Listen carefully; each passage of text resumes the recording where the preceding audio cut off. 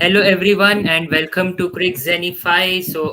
A thriller of a contest yesterday, and we saw the first super over in about 4 years in IPL. And what a game it was! It looked like it was a kind of a seesaw game that we saw. It was going in RR's favor, and all of a sudden it was coming back to DC. So it was a seesaw, and finally we saw that all it needed was a super over to end the match, and the brilliance of Mitchell Stark is what got DC the win. And on the other hand, we have the two teams who are at the bottom of the table, that is Sunrisers Hyderabad and Mumbai Indians, who are clashing today in the Wankhede Stadium. So hopefully we get to see a really good match, and it will also be interesting to see if Dave Steyn's predictions come true, because he had predicted that today's game might just be the game where we'll see 300 being scored in IPL. So we'll talk more about it. So firstly, we'll start with the preview of today's game.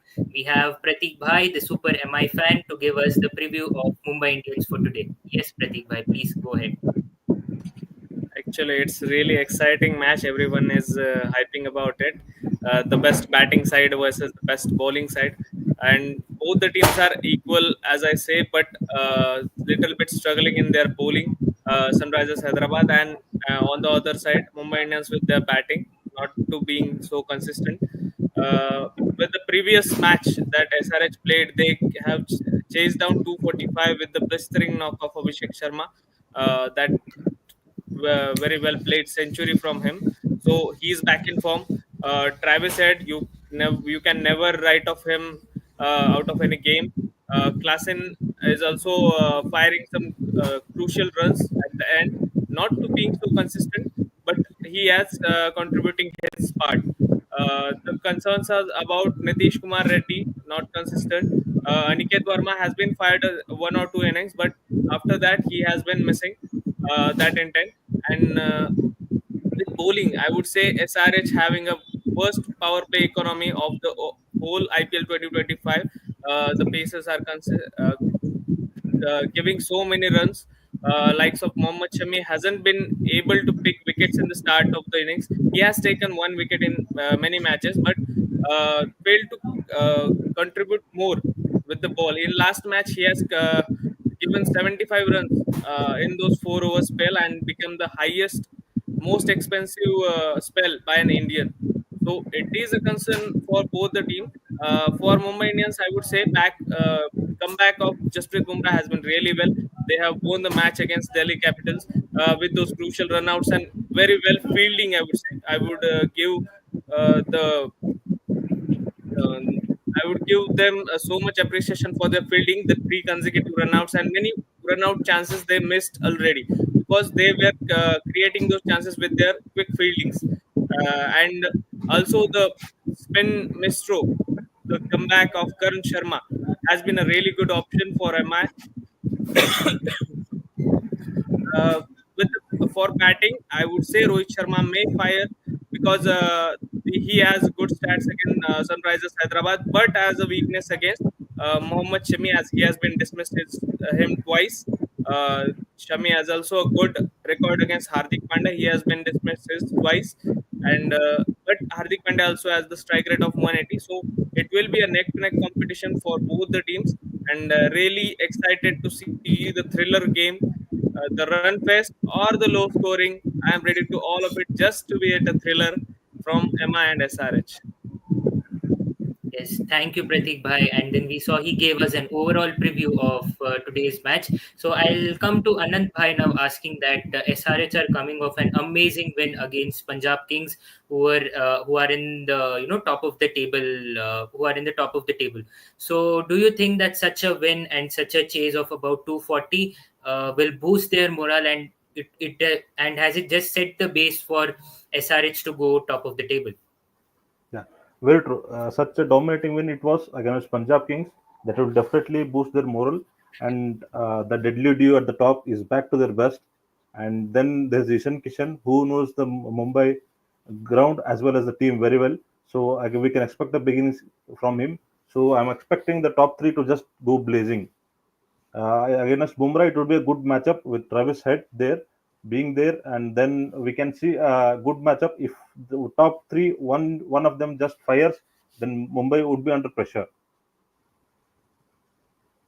Yes, definitely. A pretty solid top order is what we can say SRH has. Apart from the first match, rest of the matches they couldn't fire, and we again saw them coming back in the form, especially the duo of Travis Sheikh, who because of whom I think they chased a mammoth total of 240 against the Punjab Kings. So now I'll come straight up to Nags by asking that what can we expect from the Wankhede pitch today? And also some kind of key players to watch out for that you can give us from both the teams. Wankhede, as we all know, it's normally a batting paradise. Basically, it's a stadium that lies besides the sea. Somewhere there would be, I mean, wind blowing, and you will see, I mean, dew coming in 100% in the match. So we, since as I said, it's a batting paradise, so we can today see a score of 200 plus in both the innings. So it would be around, I mean, total of both the inning can go up to 400, 450, or even 500. As we know, I mean, both the teams have, I mean, those players who can just, I mean, slog and give a good total. May it be Travis, I mean, Abhishek Head or Ishan Kishan from Hyderabad side, or I mean, Rohit Sharma, Rickerton, and Tilak Verma from Mumbai side. So both the team have those kind of batsmen who can slog the ball and give too many runs. So it's a batting being a batting paradise. What I see is normally, I mean, whoever chooses to, I mean, wins the toss will choose to bowl first, and the I mean, somewhere it's a chasing round. So normally, whoever chases should win the match. Yes, so I think that's the trend that we have seen in Wankhede Uh, over the years. yeah. Yes, Nags, by yes. And okay, you also asked about the fantasy players. Then somewhere I think from Mumbai, I'll see Tilak Verma, Hardik Pandya. To I mean, from the batsman and from the bowler, it would be Bumrah, Boyd. And coming on to Hyderabad, it would be Travis said, Ishan Kishan, NK Reddy, and among bowlers we can see Harshal Patel or Ishan Malinga to come up good. Okay, so thank you for those fantasy stats, and also I think that's the trend that we have been seeing in Wankhede Stadium throughout the years. That it is mostly that the chasing team has an upper edge over the team that is batting first. So now I'll straight up come to Romin Bhai asking about Mumbai Indians. I think one of their main issues has been their the marquee player Rohit Sharma. I think he has not been firing so much in the so many matches that he has played. And do you think that because Rohit Sharma is not firing, somewhere their batting order is not looking so great? Because we have seen someone like a Will Jacks who's done really well when he was opening the innings, but then because of he's been moved up and down the order, and then even Tilak Verma, Suryakumar Yadav, they have not had a solid position. Either some of them they come at two down or three down, and it is just fluctuating. So, do you think that Rohit Sharma's form is causing these issues for Mumbai Indians? I think first of all, we cannot write off player of someone like caliber of Rohit Sharma, but we need to accept that particular reality where things are going to churn because of the Rohit Sharma's form. But more importantly, I would like to say that he is the someone who has scored runs for the so many years for the Mumbai Indians. He has been one of the key players for that Mumbai Indians, and one odd seasons like these or 5 or 6 matches like this are not going to justify his capabilities. I still feel that he's playing really well. The short inning, what we have seen, it looked really compact, but he needs some luck on his side, and the conditions might go into favor him. We have seen two, three balls which were absolutely chafa from that bowlers, and if someone like not even Rohit Sharma, any batsman will going to be a dismissed on that particular delivery. So overall picture is about Rohit Sharma is not that too worrying, like he is not doing well or etc. But on the other side, we need to accept that reality of because of his not performance, we are seeing that particular changes in their batting lineup, and somewhere I feel that it is affecting them. Like say we have seen that two close chases for them. Ones were really nailed out by that Hardik Pandya against RCB and one more against LSG. If Rohit has scored on that particular matches, it will create a total different picture. So that slow, the margins are definitely going to affect the Mumbai Indians, and hopefully, uh, Rohit also want to improve on this particular fact. I guess one of our user is asking that. What do you think about that? Whether 300 runs shall be scored or not? I still feel that 300 will not be scored in tonight's match, considering the people are generally consider that Mumbai as a batting paradise. But we generally forget about how that initial conditions for the bowler in the first inning. We have seen the collapses over there. Even teams have struggled to get 150, 160 at that particular point of time. Considering the form of that SRH top order, I guess it was not collectively come. We have seen the previous inning. There is nothing to take away from Abhishek Sharma, but whatever the chances he got, he's not looked that compact in that particular case. So scoring 300 run, I definitely think that it will be quite tough for tonight. Maybe see that 190 to 200 going to score, and in a second inning it will come to the close. But 300, in my opinion, looks so far. One more question from Infinite Sports. They are asking that is there the case today to bring RS down at 4 and open with Ryan and Jax? I'm again coming to this particular point that do not take that particular spot away from that Rohit Sharma. We all know that he is capable to play at number 4, but the result what he gets when he is opening, we all have seen while he is playing for India. Coming to that Jack's particular point, Jax is also someone who's not looking that promising throughout that season. Whatever opportunities he got, we cannot give that excuse that his batting position is the concern for it. But the compactness was definitely missing from his side. So I still in the opinion of that give RS some time, even 2 3 more matches for that before churning out his number. Give him the particular opening slot, and I still really feel that today we are going to get Rohit special tonight. Well, a very bold prediction from Roman Bhai, I must say. That Rohit Sharma, and I mean, yes, he's a legendary player for India, and we have seen the way he plays for India, but somewhere he's not able to bring out his form in this year's IPL. So hoping that he fires really soon, so that even Mumbai can get back to form and the IPL gets more exciting, because it's, I think, very few years are left for all of us to see these legends playing for. We don't know how many years they'll play, but all we want to see is the best out of them. That they bring the best out of them in every match. So yes, I think that was it for the preview of Mumbai Indians versus SRH. Hoping to see a very good game between Sagar, these just two just just a sides. point. Sagar, And just a yes, point. Ananta, yes. Yeah, since Karan Sharma he did bowl really well last time. Just I was thinking of bringing in Vignesh Puttur in and leaving out maybe Santner, so they can play Bevan Jacob somewhere. So they can make that combination which would work for them. Leg spinner and both would be a wrist spinner. One is lefty and one is righty. So that would be a good matchup, and then they can bring in Bevan Jacob somewhere. It will be hit them hitting power down the order. Who can assist Hardik Pandya somewhere to finish the games? Yes, I think a very good change mentioned by Anand Bhai, and I would like to ask Pratik Bhai, because you have been following Mumbai Indians quite closely in this year's IPL. So, what do you think about the change suggested by Anand Bhai?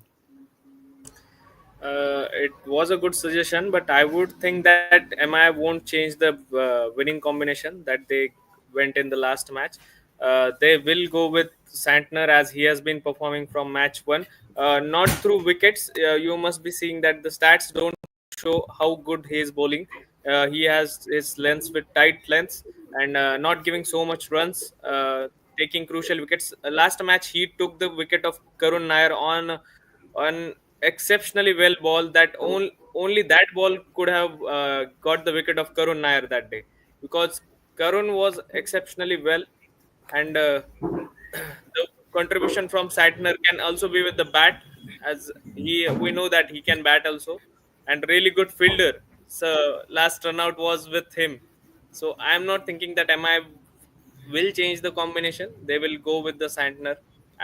It was a good suggestion that Bevan Jacobs can help Hardik Pandya down the order for finishing the games. But I can think that Bevan Jacobs' place can be switched with Will Jacks, as Will Jacks playing at number three has been switching the position downwards for the Tilak Verma and Surya Kumar Yadav. As we know that Surya Kumar Yadav plays third, Tilak Verma plays fourth, but due to Will Jacks playing at three, their positions has been slightly getting downwards. So you can have that change in the place of Will Jacks. Let's see if MI wants to change. Yes, Nagsby, you wanted to add in a point. I actually agree with what Pradeep is saying, but here I think there can be one change if possible. Since we are seeing Rohit Sharma form is not that good. I mean, he's not coming opening is not firing that much.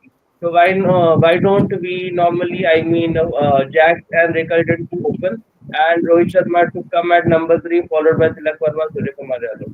Because somewhere for India also Rohit Sharma, I mean, in the starting stages, he has normally, I mean, he has given that one down, I mean, performance for our Indian team. So as it's not, I mean, the performance is not seen now.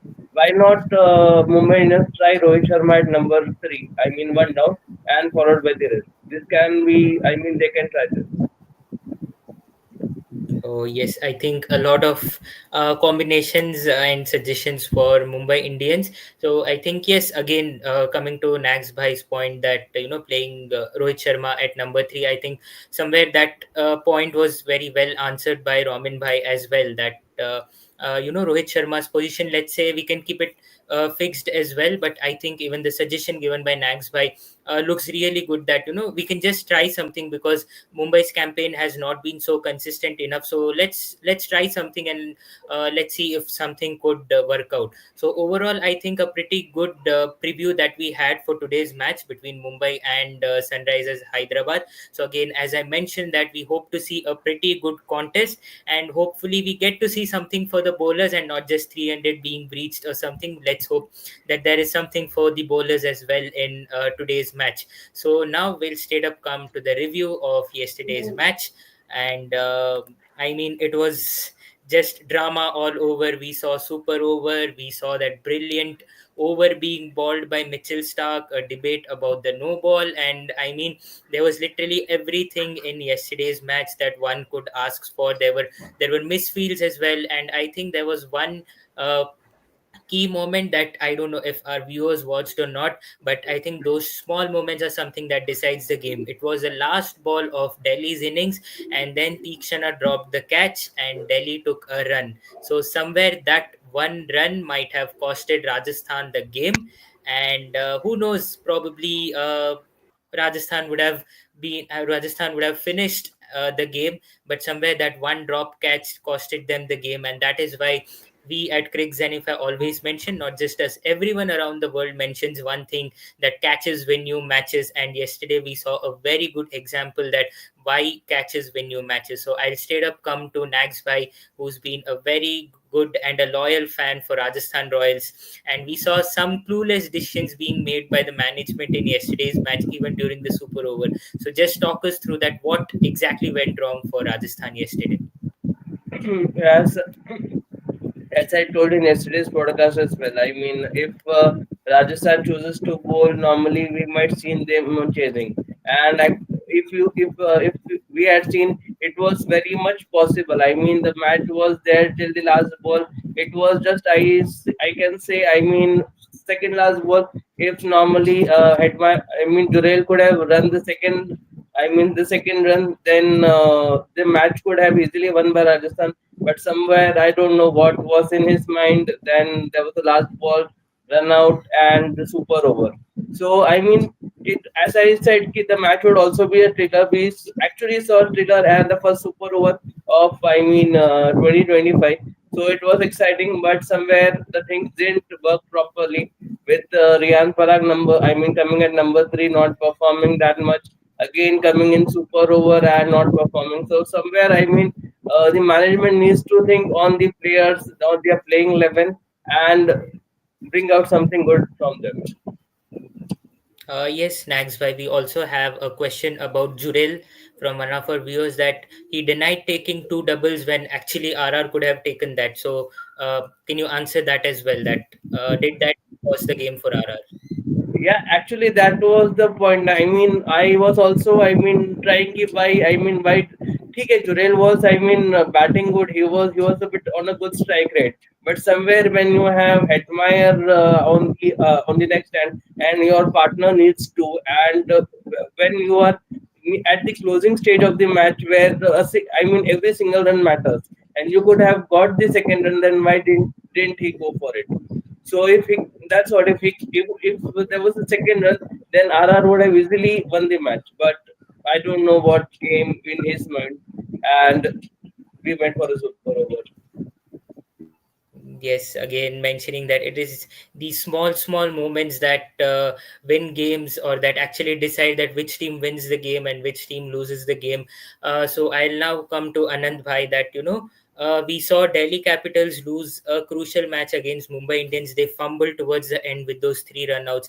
Now yesterday we saw that Delhi came back to form, and it was their captain Axar Patel who stood up to the party. And when the run rate was a bit slow, he came and played that brilliant cameo of 34 runs. So Aksar coming back to form is a good news. And what do you think went right for Delhi yesterday for the win? And obviously also talk us a bit about Mitchell Stark as well. Yeah, it was a really good move yesterday, sending Stubbs above Axar and then Axar coming at six. So the same thing I mentioned in the preview yesterday, that Axar is a big puzzle which Delhi have to solve it, and they did it brilliantly yesterday. And once there was a loss of momentum post the wicket of KL Rahul, and then Axar Patel just came in and just took the momentum away, and then Stubbs came into the party, and then they were possible to post a good competitive total. And then Mitchell Stark, the big match player, and that's why we give them the big bugs.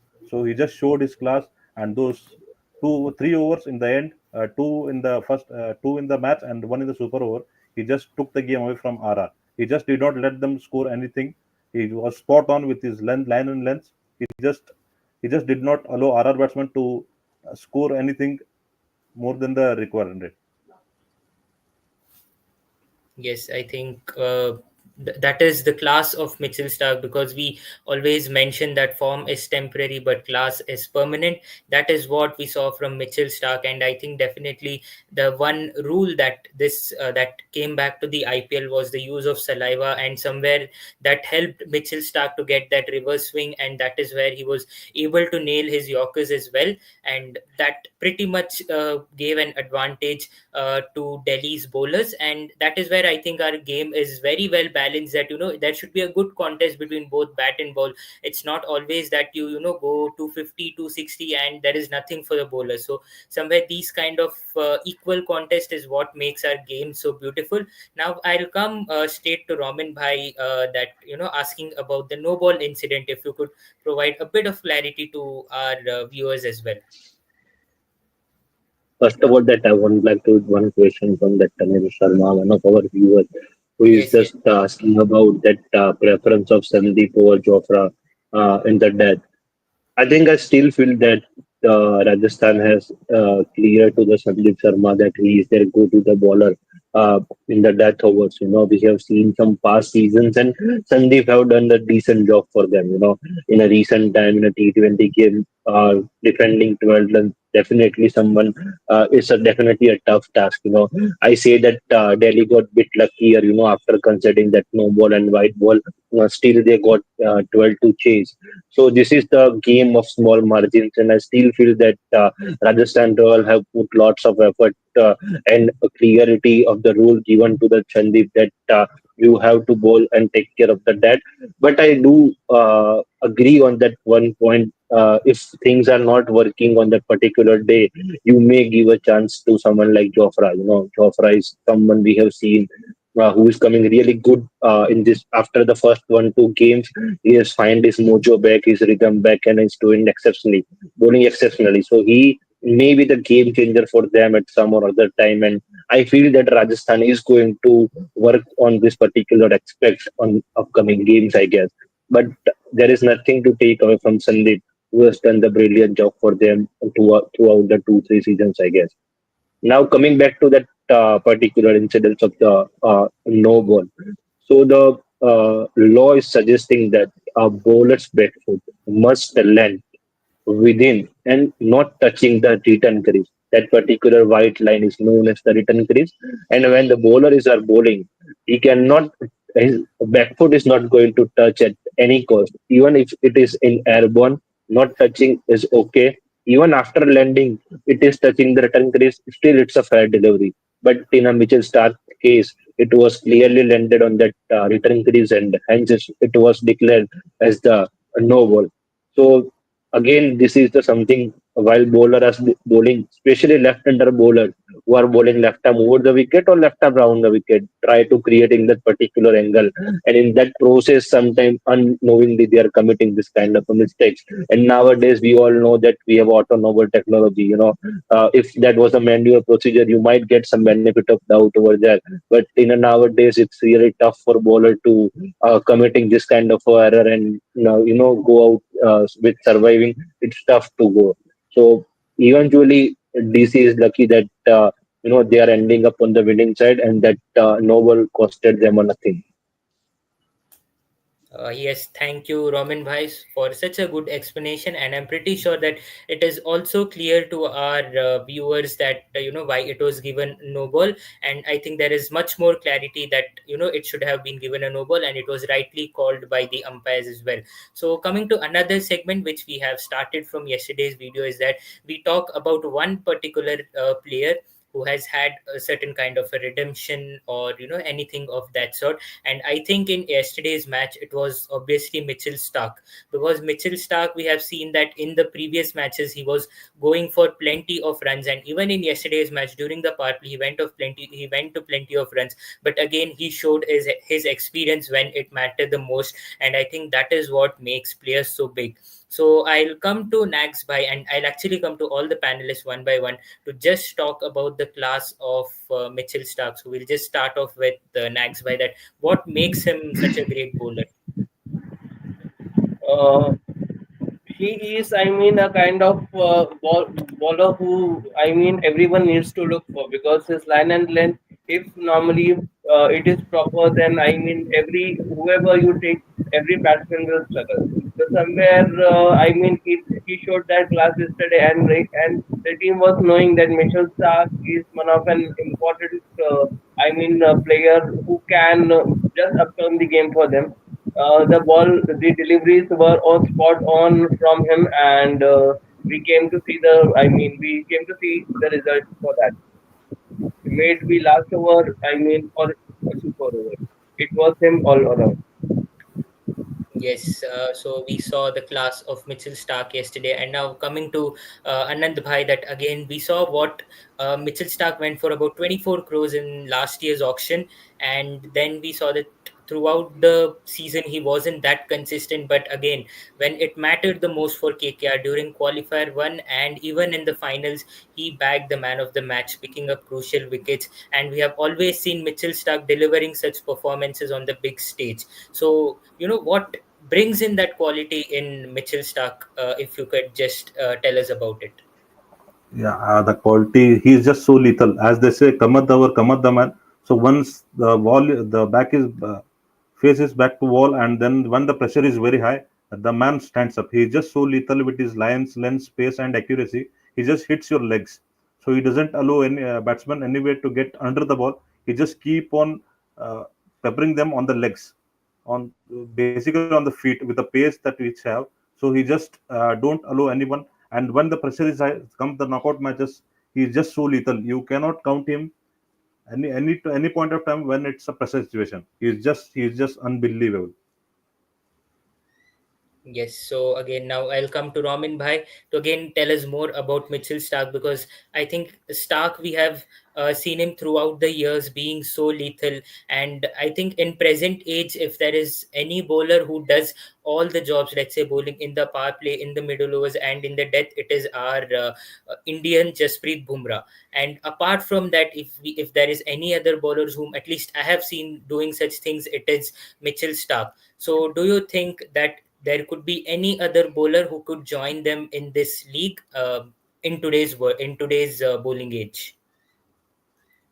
think first of all that we have seen over the years what Mitchell Stark is coming to bring on table, whether it is for the Australia or in the franchise cricket. It's all about that class was what does he possess.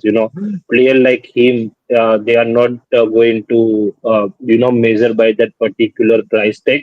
They are measured by that means of the skills. These are the players who can change the game by their own, and we have seen in a recent past how little he can be. One more thing is that I want to mention, he is the someone who does possess the experience in bowling of such a conditions, not better than any other in the world as of now, apart from the Jasprit Bumrah, I guess. So more importantly, that experience make him to execute certain things like this. The belief definitely was there, and class is something what does he possess. So that harmonious mixture of experience, class, and the execution makes him someone like a worth like, and we have seen that in yesterday's game. And I don't think so that every team who having a Mitchell Stark is blessed, I guess.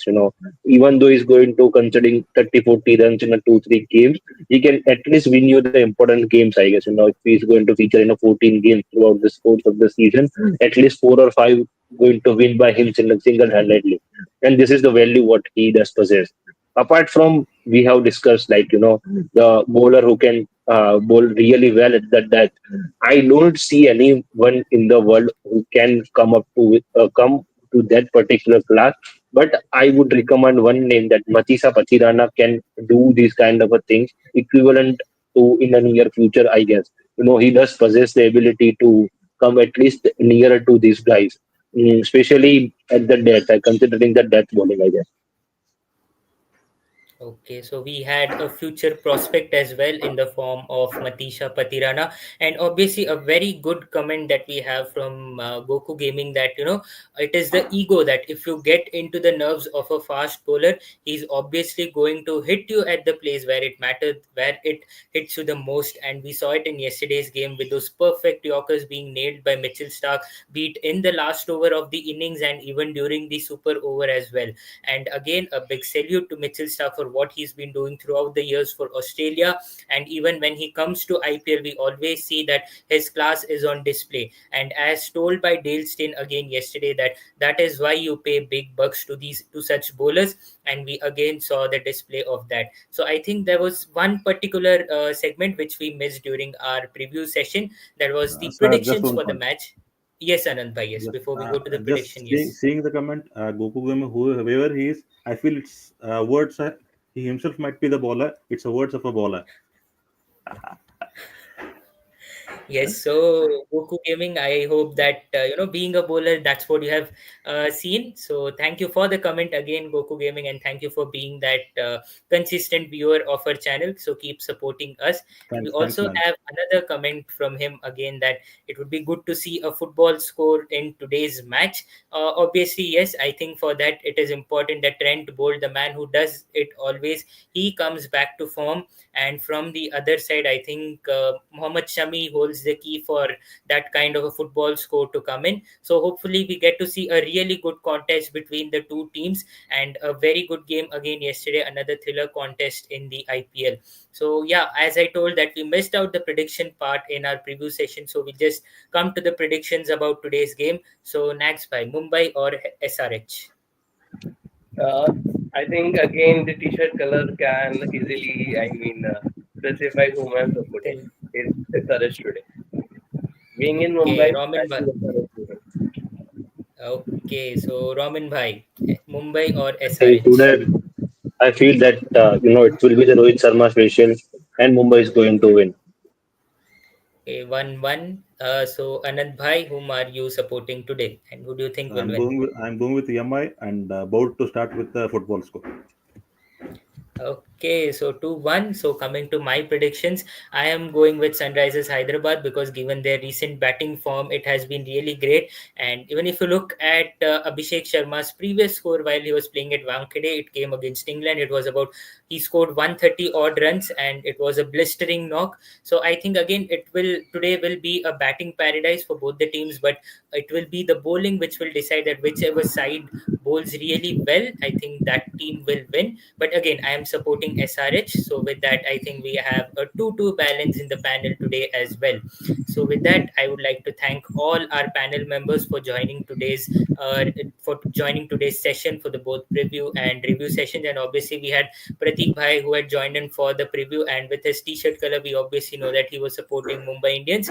So may the best team win for today's match. So please do like, share, and subscribe to Crick Zenify, and keep supporting us. Do drop your suggestions in the comment box. Also follow us on Instagram to get daily insights about what happened in the game, what exactly happened, and all the data related aspects is where you will get in Crick Zenify. So once again, thank you to all our viewers, and thank you to all our panelists for joining in today. Thank you and goodbye. Thank you. Bye bye.